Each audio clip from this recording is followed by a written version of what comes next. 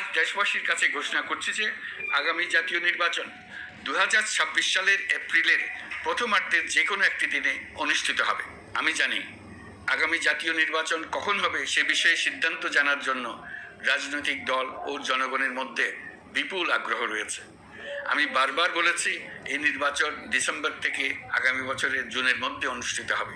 এই সময়ের মধ্যে দেশে নির্বাচন উপযোগী পরিবেশ সৃষ্টির জন্য যা যা করা দরকার সরকার তাই করছে। এখানে মনে রাখা জরুরি, বাংলাদেশ স্বাধীনতার পর থেকে যতবার গভীর সংকটে নিমজ্জিত হয়েছে তার সবগুলোরই প্রধান কারণ ছিল ত্রুটিপূর্ণ নির্বাচন। ত্রুটিপূর্ণ নির্বাচন প্রক্রিয়ায় বারবার ক্ষমতা কক্ষিগত করার মধ্য দিয়ে একটি রাজনৈতিক দল বর্বর ফ্যাসিস্টে পরিণত হয়েছিল। এই ধরনের নির্বাচন যারা আয়োজন করে তারা জাতির কাছে অপরাধী হিসেবে চিহ্নিত হয়ে যায়। এমন নির্বাচনের মধ্য দিয়ে যে দল ক্ষমতায় আসে তারাও জনগণের কাছে ঘৃণিত হয়ে থাকে। এই সরকারের একটি বড় দায়িত্ব হলো একটি পরিচ্ছন্ন, উৎসবমুখর, শান্তিপূর্ণ, বিপুলভাবে অংশগ্রহণের পরিবেশে একটি নির্বাচন অনুষ্ঠান করা, এমন একটি নির্বাচন আয়োজন করা যাতে করে দেশ ভবিষ্যতে নতুন সংকটে না পড়ে। এই জন্য সবচেয়ে বেশি গুরুত্বপূর্ণ হলো প্রাতিষ্ঠানিক সংস্কার। যেই প্রতিষ্ঠানগুলো নির্বাচনের সঙ্গে সরাসরি জড়িত সেগুলোতে যদি সুশাসন নিশ্চিত করা না যায় তাহলে ছাত্র জনতার সকল আত্মত্যাগ বিফলে যাবে। সংস্কার, বিচার, নির্বাচন এই তিনটি ম্যান্ডেটের ভিত্তিতে আমরা দায়িত্ব গ্রহণ করেছিলাম। সেই বিবেচনায় আগামী রোজার ঈদের মধ্যে সংস্কার ও বিচারের বিষয়ে আমরা একটি গ্রহণযোগ্য জায়গায় পৌঁছতে পারবো বলে বিশ্বাস করি। বিশেষ করে মানবতা বিরোধী অপরাধের বিচার, যা কিনা জুলাই গণ অভ্যুত্থানের শহীদদের প্রতি আমাদের সম্মিলিত দায়, সে বিষয়ে আমরা দৃশ্যমান অগ্রগতি দেখতে পারব। এতে আমাদের উপর আপনাদের অর্পিত ম্যান্ডেট ন্যূনতম হলেও বাস্তবায়ন করে যেতে পারব। সেই বিবেচনায় ও ইতিহাসের সবচেয়ে অবাধ, সুষ্ঠু, প্রতিদ্বন্দ্বিতামূলক ও গ্রহণযোগ্য নির্বাচন আয়োজনের জন্য সকল পক্ষের সঙ্গে আমরা আলোচনা করেছি। পাশাপাশি বিচার, সংস্কার ও নির্বাচন সংক্রান্ত চলমান সংস্কার কার্যক্রম পর্যালোচনা করে আমি আজ দেশবাসীর কাছে ঘোষণা করছি যে আগামী জাতীয় নির্বাচন 2026 সালের এপ্রিলের প্রথমার্ধের যে কোনো একটি দিনে অনুষ্ঠিত হবে।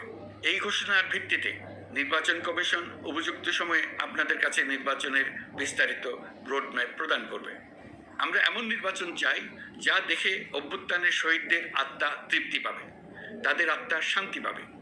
আমরা চাই আগামী নির্বাচনে সবচেয়ে বেশি ভোটার, সবচেয়ে বেশি প্রার্থী ও দল অংশ নেয়।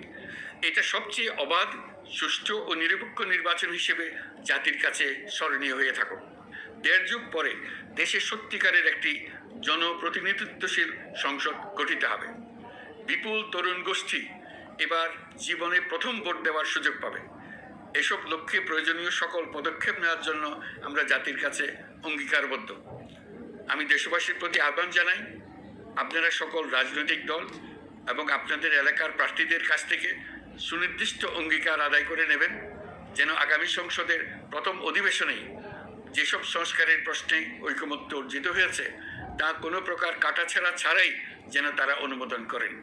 আপনারা ওয়াদা আদায় করে নেবেন যে তারা বাংলাদেশের স্বাধীনতা, সার্বভৌমত্ব, আঞ্চলিক অখণ্ডতা এবং জাতীয় মর্যাদার প্রশ্নে কখনো কোনো প্রকার আপোষ করবেন না এবং দেশের বাইরের কোনো শক্তির কাছে দেশের স্বার্থ বিকিয়ে দেবেন না।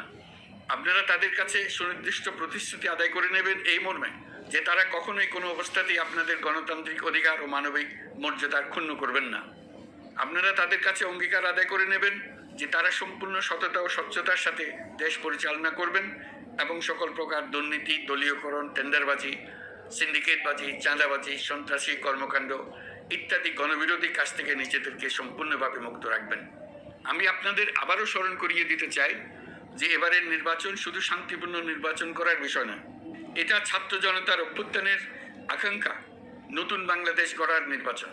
এই নির্বাচনে পরিচিত দলগুলিই থাকবে, তাদের পরিচিত মার্কাগুলিই থাকবে, কিন্তু ভোটারকে বের করে আনতে হবে যে এই মার্কার পেছনে আপনার কাছে ভোট প্রার্থীরা কে কতটুকু নতুন বাংলাদেশ গড়ার জন্য প্রস্তুত, কে কতটা প্রতিজ্ঞাবদ্ধ।